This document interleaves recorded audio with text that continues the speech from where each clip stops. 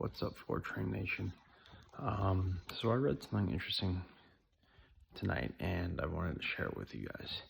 But before I get into that, if you like this kind of content, Yankees or baseball, please hit that like, subscribe, and bell icon buttons because it's greatly appreciated. Very helpful for the channel, and it gives me good feedback on whether or not you guys like the content that I put out. So please hit that like, subscribe, and bell icon buttons before you leave if you haven't done so already.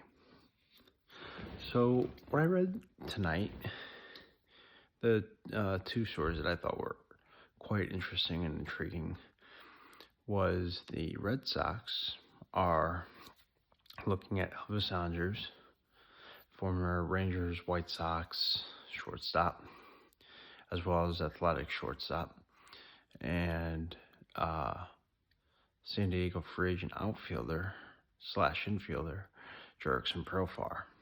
This is interesting, being that they're looking, we don't know what direction they're looking to go in.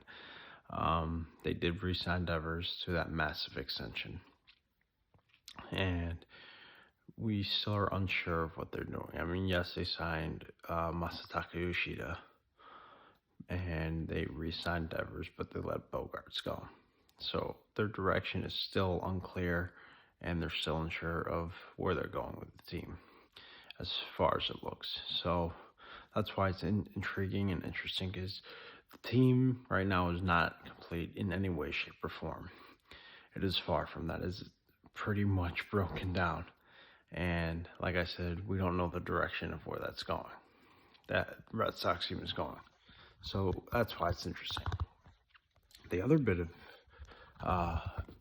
the other story that I read was that I thought was interesting had to do with Xander Boegarts.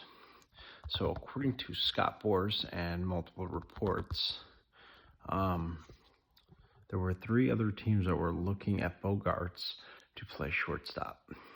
They were the Twins, the Cubs, and the Blue Jays.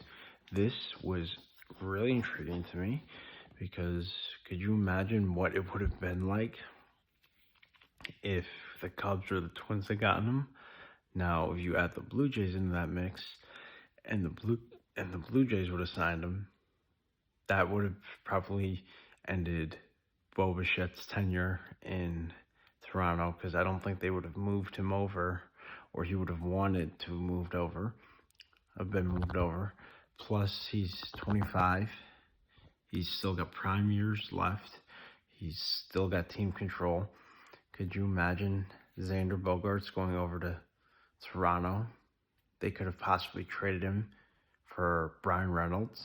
They could have done multiple things with that, or they could have tried to play Bichette at either second or third. So it's intriguing to think about, and imagine that lineup with Boegarts, Vlad Guerrero Jr., Bo Bichette, Alejandro Kirk, an all-star catcher, I should say, Alejandro Kirk.